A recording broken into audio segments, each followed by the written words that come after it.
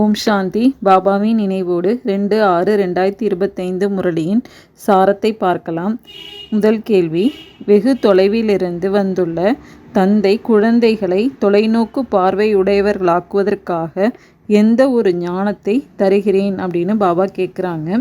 இதுக்கான பதில், ஆத்மா எப்படி சக்கரத்தில் பலவித வர்ணங்களில் வருது என்ற ஞானத்தை துராந்தேசி பாபா தான் தருகிறார். இதை நம்ம தெரிஞ்சிருக்கிறோங்கிறாங்க பாபா. இப்போது நாம் பிராமண வர்ணத்தினவராக இருக்கின்றோம். இதற்கு முன் ஞானம் இல்லாமல் இருந்தபோது சூத்திர வர்ணத்தினராக இருந்தோம். அதற்கு முன் வைஷ்ய வர்ணத்தினராக இருந்தோம். தூர தேசத்தில் வசிப்பவராகிய பாபா வந்து இந்த தூராந்தேசி ஆவதற்கான ஞானத்தை குழந்தைங்களுக்கு கொடுக்கிறேன் அப்படின்னு சொல்கிறாங்க. நெக்ஸ்ட்டு, விஹர்மாஜித் சகாப்தம் என பாபா கூறியிருக்கிறது என்ன? பாபா சொல்கிறாங்க, நீங்கள் தந்தையோடு கூட இருக்கிறீங்க இல்லையா? வெளிநாட்டில் இருந்தாலும் சரி, எங்கே இருந்தாலும் சரி, கூடவே இருக்கிறீங்க. நினைவோ வைக்கிறீங்க தானே? எந்த குழந்தைகளெல்லாம் நினைவில் இருக்கின்றனரோ அவர்கள் சதா கூடவே இருக்கிறாங்க. நினைவில் இருக்கிறதுனால கூடவே இருக்கிறாங்க. மேலும் விகர்மங்கள் விநாசமாகின்றது. பிறகு விஹர்மாஜித் சகாப்தம் ஆரம்பமாகிறது. பிறகு எப்போது ராவண ராஜ்யம் இருக்கின்றதோ அப்போது சொல்கின்றனர் ராஜா விஹர்மாதித்தனரின் சகாப்தம் என்று. அது விஹர்மாஜித். இது விஹர்மம் செய்யக்கூடியது. இப்போது நீங்கள் விஹர்மாஜித் ஆகி கொண்டிருக்கிறீர்கள். அதாவது விஹர்மங்களை வென்றவர்களாக ஆகி கொண்டிருக்கிறோங்கிறாங்க பாபா. பிறகு நீங்கள் விகாரமற்றவர்களாக ஆகிவிடுவீர்கள். இச்சமயம் அனைவரும் அதிவிகாரிகளாக உள்ளனர்னு பாபா சொல்கிறாங்க.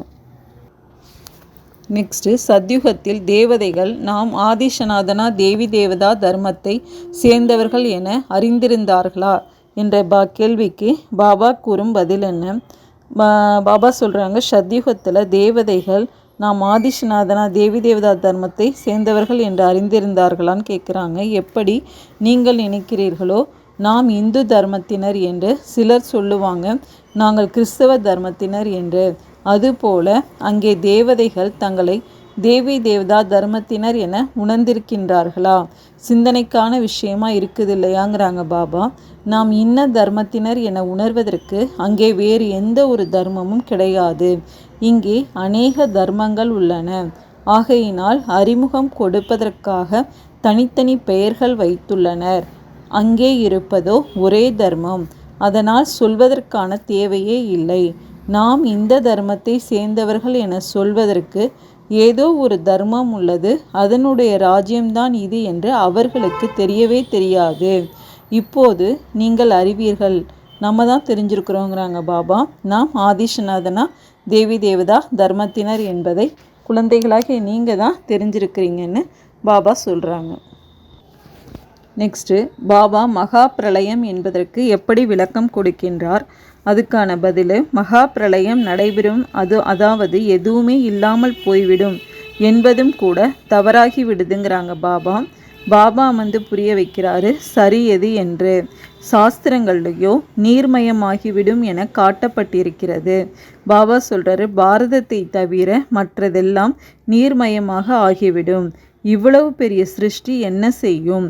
ஒரு பாரதத்தையே பாருங்கள். எவ்வளவு கிராமங்கள். முதலில் காடாக உள்ளது, பிறகு விருத்தியாகி கொண்டே போகின்றது. அங்கோ ஆதிசநாதனா தேவி தேவதா தர்மத்தை சேர்ந்த நீங்கள் மட்டுமே இருப்பீர்கள்னு பாபா மகா பிரளயத்தை பற்றி சொல்லியிருக்கிறாங்க. நெக்ஸ்ட்டு, சிவபாபாவிற்கு ஏன் பூஜை செய்யப்படுகின்றது? இந்த கேள்விக்கான பதில், உயர்ந்தவரிலும் உயர்ந்தவரான சிவபாபா யார்? அவருக்கு ஏன் பூஜை செய்யப்படுது? எருக்கம்பூ, அதாவது அரளிப்பூ நாள் முதலியவற்றெல்லாம் ஏன் அர்ச்சனை செய்கிறாங்கன்னு பாபா கேட்குறாங்கோ. அவரோ நிராகாரர் இல்லையா? அவர் பெயர் வடிவத்திற்கு அப்பாற்பட்டவர்னு சொல்கின்றனர். ஆனால் பெயர் வடிவத்திற்கு அப்பாற்பட்ட பொருள் என்பது எதுவுமே கிடையாது. அப்படியானால் ஏன் அவருக்கு பூ முதலியவற்றை போடுகிறார்கள்? முதலில் பூஜை அவருக்கு நடைபெறுகின்றது. கோவில்களும் அவருக்காக உருவாகின்றது. ஏனென்றால் பாரதத்தின் மற்றும் முழு உலகத்தின் குழந்தைகளுக்கு சேவை செய்கிறார். மனிதர்களுக்குத்தான் சேவை செய்யப்படுகின்றது இல்லையான்னு பாபா தனக்கு ஏன் பூவினால் பூஜை செய்கிறாங்க அப்படின்னு சொல்லி புரிய வச்சிருக்கிறாங்க. நெக்ஸ்ட் கொஸ்டின், படைப்பு மற்றும் படைப்பை பற்றி யார் யாருக்கு தெரியாமல் இருந்ததுன்னு கேள்விக்கு பாபா கூறும் விளக்கம் என்ன? பாபா சொல்கிறாங்க, இந்த ஞானத்தை பாபாவை தவிர வேறு யாருமே தர முடியாது. அவரை தான் சொல்லுகின்றனர் ஞானக்கடல், ஞானம் நிறைந்தவர் என்று. படைப்பவர் மற்றும் படைப்பு பற்றி ரிஷி முனி முதலான யாருக்குமே தெரியாதுன்னு பாடப்பட்டிருக்குது. தெரியாது என்றே சொல்லி சென்றுள்ளார்கள். எப்படி சிறு குழந்தைகளுக்கு ஞானம் உள்ளது இல்லையா? எப்படி பெரியவர்களாக ஆகி கொண்டே செல்லுகின்றனரோ புத்தி திறந்து, அதாவது முதிர்ச்சி அடைந்து கொண்டே செல்லும். புத்தியில் வந்து கொண்டே இருக்கும். வெளிநாடு எங்கே உள்ளது, இது எங்கே என்பதெல்லாம் குழந்தைகளாகிய நீங்களும் முதலில் இந்த எல்லையற்ற ஞானத்தை பற்றி தெரியாமல் இருந்தீர்கள். இதையும் சொல்லுகின்றனர், நாங்கள் சாஸ்திரங்கள் முதலியவற்றை படித்திருந்த போதிலும் எதுவும் தெரியாமல் இருந்தோம் என்று. அதனால் பாபா சொல்கிறாங்க, ரிஷி முனி முதலியவர்களுக்கும் குழந்தைகளாகிய நமக்குமே இந்த எல்லையற்ற ஞானத்தை பற்றி தெரியாமல் இருந்ததுன்னு புரிய வைக்கிறாங்க. நெக்ஸ்ட் கொஸ்டின், இப்போது ஸ்ரீயாக இருப்பவர் யார் என்ற கேள்விக்கு பாபா கூறும் விளக்கம் என்ன? பாபா சொல்கிறாங்க, பாரதத்தில் சத்யுக ஆரம்பத்தில் பவித்திர தர்மம் இருந்தது. இச்சமயம் உள்ளது அப்பவித்திர தர்மம். அப்பவித்திரதாவின் காரணத்தினால் தங்களை தேவதா என சொல்லிக்கொள்ள முடிகிறதில்லைங்கிறாங்க பாபா. பிறகும் கூட ஸ்ரீ என்ற பெயர் வைத்து கொள்கிறாங்க. ஆனால் ஸ்ரீ என்றால் சிரேஷ்டமானவர். பவித்திர தேவதைகள் தான் சிரேஷ்டமானவர்கள். ஸ்ரீமத் பகவான் வாக்குன்னு சொல்லப்படுது இல்லையா? இப்போது ஸ்ரீயாக இருப்பவர் யார்? யார் பாபா சொல்வதை முன்னிலையில் கேட்டு ஸ்ரீ ஆகின்றார்களோ அவர்களா அல்லது யார் தங்களை ஸ்ரீ என சொல்லிக் கொள்கின்றனரோ அவர்களான்னு பாபா கேட்குறாங்க. பாபாவின் நற்காரியங்களுக்காக மகிமையாக என்ன பெயர்கள்லாம் இடப்பட்டுள்ளனவோ அவற்றையெல்லாம் தங்களுக்கு வைத்து கொள்ளுகின்றனர். இவை அனைத்தும் சாதாரண விஷயங்கள். பிறகும் கூட பாபா சொல்கிறார், குழந்தைகளை ஒரு தந்தையை நினைவு செய்து கொண்டே இருங்கள், இதுதான் வசீகர மந்திரம் என்று. நெக்ஸ்ட் கொஸ்டின், உருவாகின்றது விடுபடுகிறது என பாபா எதை குறிப்பிடுகின்றார்? இதுக்கான பதில், அடிக்கடி தன்னை ஆத்மானு உணருங்கிறாங்க பாபா. இந்த சரீரமோ இங்கே 5 தத்துவங்களால் ஆனது. உருவாகின்றது, பிறகு விடுபடுகின்றது, மீண்டும் உருவாகின்றது. இப்போது ஆத்மாவோ அவினாஷி ஆத்மாக்களுக்கு இப்போது சங்கம யுகத்தில் அவினாஷி பாபா கற்பித்து கொண்டிருக்கிறேங்கிறாங்க பாபா. எவ்வளவுதான் விக்னங்கள் முதலியன ஏற்பட்டாலும், மாயாவின் புயல்கள் வந்தாலும் நீங்கள் பாபாவின் நினைவில் இருக்கணும்னு சொல்கிறாங்க. நெக்ஸ்ட் கொஸ்டின், யார் முதலில் சிவனுக்கு ஆலயம் கட்டினர் அப்படின்னு பாபா கேட்குறாங்க. அதுக்கான பதில், குழந்தைங்களாகிய உங்கள் புத்தியில் தான் இருக்குது. நாம் தான் முதல்ல பக்தி செய்திருக்கிறோம் என்று. நிச்சயமாக யார் முதல்ல பக்தி செய்திருக்கிறார்களோ அவர்கள்தான் சிவனுக்கு ஆலயம் கட்டினர். செல்வந்தர்களாகவும் அவர்கள் இருந்தனர் இல்லையா? பெரிய ராஜாவை பார்த்து மற்ற ராஜாக்களும் மற்றும் பிரஜைகளும் செய்வார்கள். இவை அனைத்துமே விவரமான விஷயங்கள்னு பாபா சொல்கிறாங்க. நெக்ஸ்ட் கொஸ்டின், மனிதர்கள் எந்த வார்த்தை சொன்னால் கூட தங்கள் மீது வெறுப்பு கொள்வதில்லைன்னு பாபா கேட்குறாங்க. அதுக்கான பதில், ஞானமும் சுலபமானது. இதில் நினைவு யாத்திரையில் எவ்வளவு நேரம் ஆகிறதோ அவ்வளவு நேரம் பிடிப்பதில்லை. அழைக்கவும் செய்கிறாங்க, பாபா வாருங்கள் என்று. வந்து எங்களை பதீதத்திலிருந்து பாவனமாக்குங்கள் என்று அழைக்கிறாங்க. பாவன உலகம் என சொல்லப்படுவது சத்யுகம். இதை பதீத்த உலகம் என சொல்வார்கள்.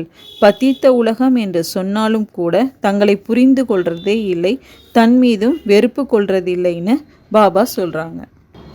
நெக்ஸ்ட் கொஸ்டின், எந்த விஷயம் நமக்கு முதல் இடைக்கடை வரை துக்கம் கொடுத்ததுன்னு பாபா கேட்குறாங்க. இதுக்கான பதில், பாடல் இருக்குது இல்லையா, அமிர்தத்தை விட்டு விஷத்தை எதற்காக உண்ண வேண்டும் என்று. விஷமோ தீயது இல்லையான்னு பாபா சொல்கிறாரு. இந்த விஷம் நமக்கு முதல் இடைக்கடை முழுவதும் துக்கம் தருது. ஆனால் இதை விஷம் என உணர்வதே இல்லை. எப்படி போதை பழக்கம் உள்ளவர் போதை இல்லாமல் இருக்க முடியாது, மதுபான பழக்கம் உள்ளவர்கள் மது இல்லாமல் இருக்க முடியாது. யுத்தத்தின் நேரத்தில் அவர்களை மது அருந்த வைத்து போதை ஏற்படுத்தி யுத்தம் செய்ய அனுப்பி வைக்கின்றனர். போதை ஏறினால் போதும், நாம் இதுபோல் செய்ய வேண்டும் என புரிந்து கொள்கிறாங்க. அவர்களுக்கு மரணத்தின் பயம் இருப்பதே இல்லைன்னு பாபா சொல்கிறாங்க. நெக்ஸ்ட் கொஸ்டின், நாம் எதை புரிந்து கொண்டோம்? நாம் எதை விட்டு விடுவதற்கான முயற்சி செய்கிறோங்கிற கேள்விக்கு பாபா கூறும் விளக்கம் என்ன? பாபா சொல்கிறாங்க, எங்கே வேண்டுமானாலும் வெடிகுண்டுகளுடன் போய் வெடிகுண்டுகளோடு விழுகின்றனர். பாடலும் இருக்குது, ஏவுகணைகளின் யுத்தம் நடைபெற்றது என்று. சரியான விஷயத்தை இப்போது நடைமுறையில் நீங்கள் பார்த்து கொண்டு இருக்கிறீங்க. இதற்கு முன்பு படிக்க மட்டும் செய்தீங்க, அதாவது வயிற்றிலிருந்து ஏவுகணைகள் வெளிப்பட்டன என்று, பிறகு இதுபோல் செய்தார்கள் என்று. இப்போது நீங்கள் புரிந்து கொண்டீர்கள் பாண்டவர் யார், கௌரவர்கள் யார் என்று. சொர்க்கவாசி ஆவதற்கான பாண்டவர்கள் உயிருடன் இருந்து கொண்டே தேக அபிமானத்தில் இருந்து உருகி விடுவதற்கான முயற்சி செய்தாங்க. நீங்கள் இப்போது இந்த பழைய செருப்பை, அதாவது உடலை விட்டு விடுவதற்கான முயற்சி செய்கிறீங்க. சொல்கிறீங்க இல்லையா, பழைய செருப்பை விட்டு புதியதை பெற்றுக்கொள்ள வேண்டும் என்று. பாபா குழந்தைங்களுக்கு இதை நல்ல முறையில் புரிய வைக்கிறேன்னு சொல்கிறாங்க. நெக்ஸ்ட் கொஸ்டின், அநேக குழந்தைகள் என்ன செய்ய முடியறதில்லைன்னு பாபா கேட்குறாங்க. அதுக்கான பதில், அநேகரால் தாரணை செய்ய முடியறதில்லைங்கிறாங்க பாபா. பாபா சொல்கிறாங்க, அதிகம் தாரணை செய்ய முடியறதே இல்லை குழந்தைகளுக்கு என்றால் தடையும் இல்லை, நினைவின் தாரணையும் உள்ளது இல்லையாங்கிறாங்க. பாபாவையும் நினைவு செய்து கொண்டே இருங்கள். யாருக்கு முரளி நடைபெறுவதில்லையோ இங்கே அமர்ந்து நினைவு செய்யுங்க. இங்கே எந்த ஒரு பந்தனம் அல்லது தொந்தரவு முதலியவை கிடையாது. வீட்டில் குழந்தை குட்டிகள் முதலியவற்றின் சூழ்நிலையை பார்த்து அந்த நஷா மறைந்து போய் விடுது. இங்கே சித்திரங்களும் வைக்கப்பட்டுள்ளது. யாருக்கும் புரிய வைப்பதும் சுலபமாக இருக்குதுன்னு பாபா சொல்கிறாங்க.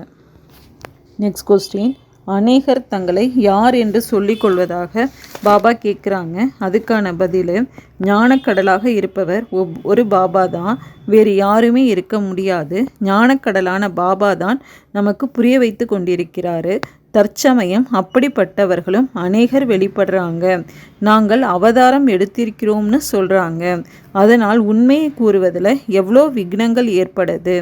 ஆனால் பாடப்பட்டிருக்கிறது, உண்மை என்ற படகு ஆடலாம் அசையலாம், ஆனால் மூழ்கி போகாது. நெக்ஸ்ட்டு, நாம் மதுபனிக்கு வரும்பொழுது நமக்கு எந்த சிந்தனை வருகின்றதுன்னு பாபா கேட்குறாங்க. அதுக்கான பதில், இப்போது குழந்தைங்க நீங்கள் பாபாவிடம் வர்றீங்க என்றால் உங்கள் மனதில் எவ்வளோ குஷி இருக்கணும். முன்பு யாத்திரை சென்றீர்கள் என்றால் மனதில் என்ன வந்தது? இப்போது வீடு வாசலை விட்டு இங்கே வர்றீங்க என்றால் என்ன சிந்தனை வருதுன்னு பாபா கேட்குறாங்க. அது பாபா சொல்கிறாங்க, நாம் பாப்தாதாவிடம் செல்கிறோம் என்ற சிந்தனை வருது இல்லையா. பாபா இதையும் நமக்கு புரிய வைக்கிறேன்னு சொல்கிறாங்க. நெக்ஸ்ட் கொஸ்டின், குழந்தைகளாகிய நம்மை பாபா எதனுடன் ஒப்பிட்டு சொல்கின்றார்? இதுக்கான பதில், நீங்கள் உண்மையிலும் உண்மையான பிராமணர்கள். நீங்கள் தான் குலவின்னு சொல்லப்படுறீங்க. நீங்கள் புழுக்களை உங்களைப் போல் பிராமணராக ஆக்குறீங்க. உங்களுக்கு சொல்லப்படுகின்றது, புழுக்களை கொண்டு வந்து அமர்ந்து பூம்பூம் செய்யுங்கள்னு. குலவியும் பூம்பூம் செய்யுது. பிறகு சிலருக்கோ இறக்கை முளைத்து விடுகிறது, சிலர் இறந்து போகிறாங்க. உதாரணங்கள் அனைத்தும் இப்போதைய சமயத்தினுடையவைன்னு பாபா சொல்கிறாங்க. நெக்ஸ்ட் கொஸ்டின், நாம் அமித வேளையில் எந்த சங்கல்பத்தை வைக்க வேண்டும்னு பாபா கேட்குறாங்க. அதுக்கான பதில், அமித வேளையில் வரங்களை வழங்கும் வள்ளல் பாக்கிய வள்ளலிடமிருந்து எந்த அளவிற்கு அதிர்ஷ்ட ரேகை வரைய வேண்டுமோ வரையுங்க. ஏன்னா அந்த சமயத்தில் கள்ளங்கபடம் இல்லாத பகவான் அன்பு நிறைந்தவராக இருக்கிறாரு. எனவே எஜமானராக ஆகுங்க, அதிகாரம் பெறுங்க. பொக்கிஷத்திற்கு எந்த ஒரு பூட்டும் கிடையாது. அந்த சமயத்தில் மாயாவின் சாக்குப்போக்கினை விடுத்து நான் யாராக இருக்கின்றேனோ, எப்படி இருக்கின்றேனோ அப்படியே உன் குழந்தையாவேன் என்ற ஒரு சங்கல்பம் வையுங்கள். மனம் புத்தியை தந்தையிடம் ஒப்படைத்துவிட்டு இதே சிம்மாசனத்தில் அமர்ந்து விடுங்கள். அப்போது தந்தையின் அனைத்து பொக்கிஷமும் தனதென அனுபவம் செய்வீர்கள்னு பாபா சொல்கிறாங்க. நெக்ஸ்ட் கொஸ்டின், தன்னலமில்லா சேவாதாரியாக என்ன செய்ய வேண்டும்னு பாபா கேட்குறாங்க. அதுக்கான பதில், சேவையில் ஏதேனும் தன்னலம் கலந்திருந்தால் வெற்றியும் கலப்படமாகவே இருக்கும். எனவே தன்னலமில்லா சேவாதாரியாக ஆகணும்னு பாபா சொல்கிறாங்க. நெக்ஸ்ட் கொஸ்டின், நாம் எந்த முயற்சியால் தான் மதிப்பெண்கள் பெற முடியும்னு பாபா கேட்குறாங்க. அதுக்கான பதில், ஆத்ம உணர்வில் இருக்க முயற்சி செய்யாதவராக ஒரு பிராமணரும் இருக்க முடியாதுங்கிறாங்க பாபா. ஆனால் நிரந்தர ஆத்ம உணர்வு, இதன் மூலம் கர்மேந்திரியங்களை முற்றிலும் வெற்றி கொள்வது, இந்திரியங்கள் ஒவ்வொன்றும் முழு தூய்மை பெறுவது, தேகத்தின் பழைய சம்ஸ்காரங்கள் சம்பந்தங்களிலிருந்து முற்றிலும் மறுபிறவி அடைந்த நிலை பெற வேண்டும். இதற்காக உள்நோக்கு முகமாக வேண்டும். இந்த முயற்சியினால்தான் மதிப்பெண் பெற முடியும்னு பாபா சொல்கிறாங்க. அச்சா, ஓம் சாந்தி.